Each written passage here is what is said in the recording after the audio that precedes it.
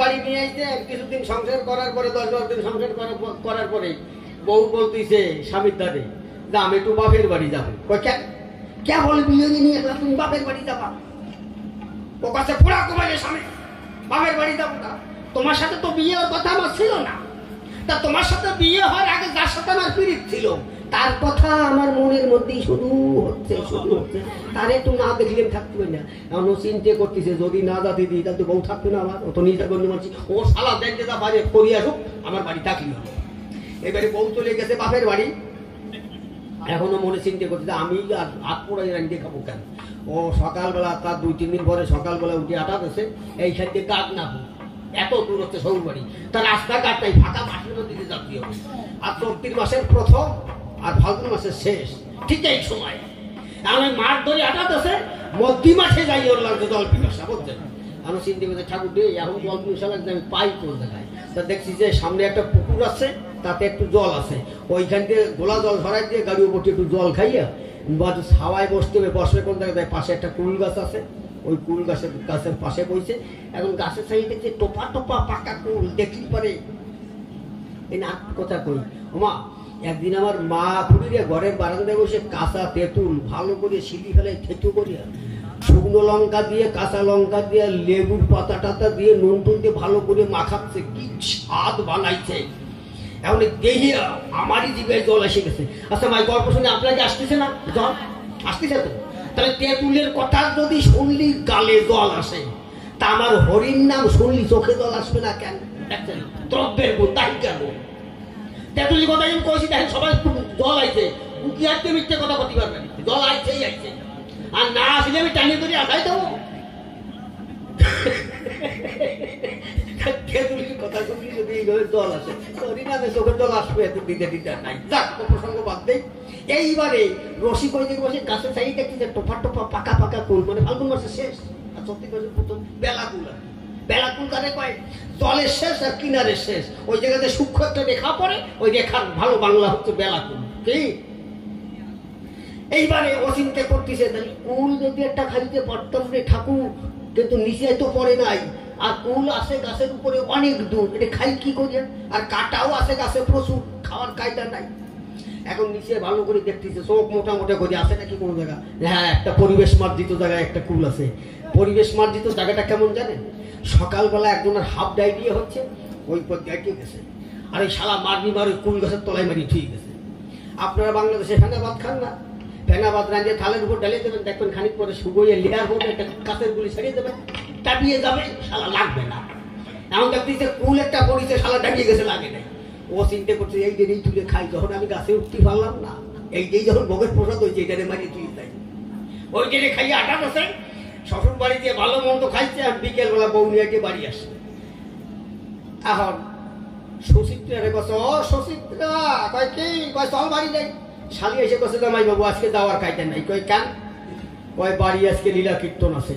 কয় কি লীলা কীর্তন? তো জীবনে শুনি না।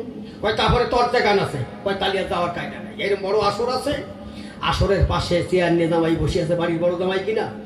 এখন লীলা কীর্তন আলা গান গাচ্ছে, ওই পালাচ্ছে নৌকা বিলাস। তাই রাধা রানীর নিয়ে বড়াই বুড়িয়া নীল যমুনার মাঝখানে যাইয়া ওই যে কি একটা ঘটনা ঘটিছে, এখন ওই জায়গায় বলতেছে বড়াই বুড়ি, ওরে রসিক রে তো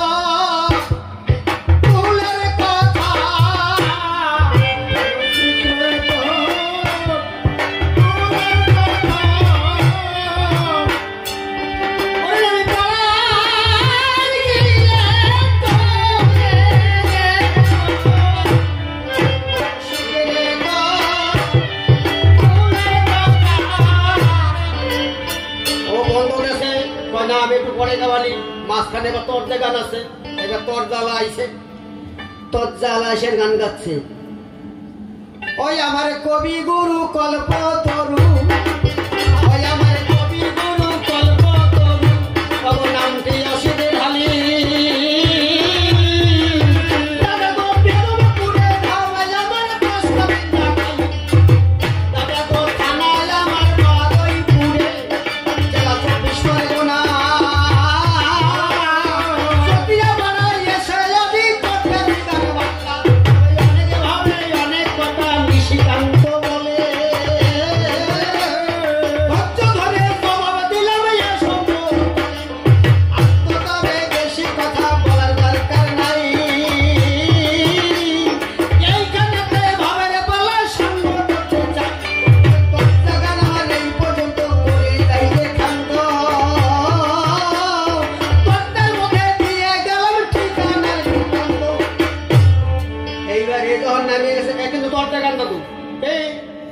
দরজা তো নাকি ঘরে দরজা দিয়ে শুনতে হবে। এরপরের গান, ওরে রসিক রে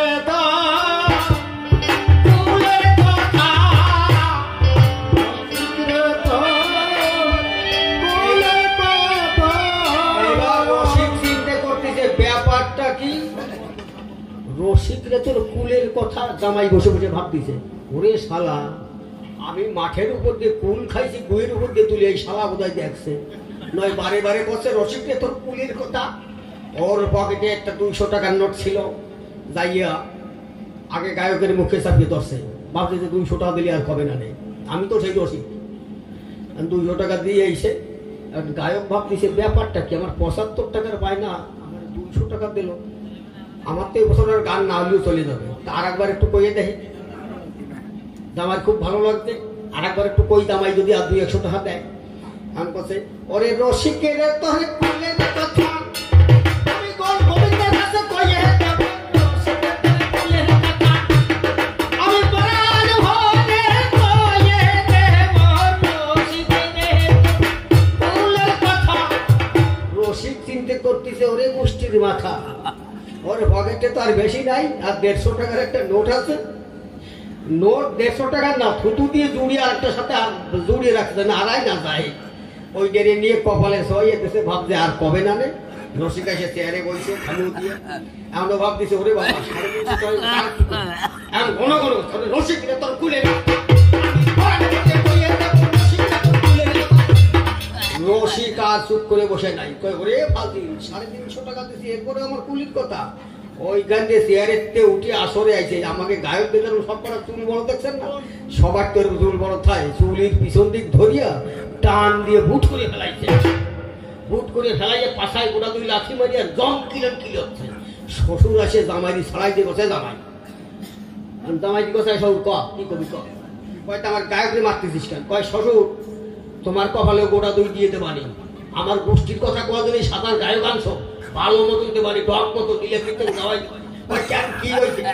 মাঠের মধ্যে গুলের উপর দিয়ে কুল তুলে খাইলে শালা বারে বার করছে, 350 টাকা দিতে পাইছে, এরা 2 জনে পাইছে এত সুন্দর করে জবাব দেওয়ার পরে শালা গুলির কথা বলি দেবো, পাইছে কি উত্তম মতন কিল খাবে এরপর নাকি? আর বেশি কথা বলার দরকার নেই, তবে আর বেশি কথা বলবো না।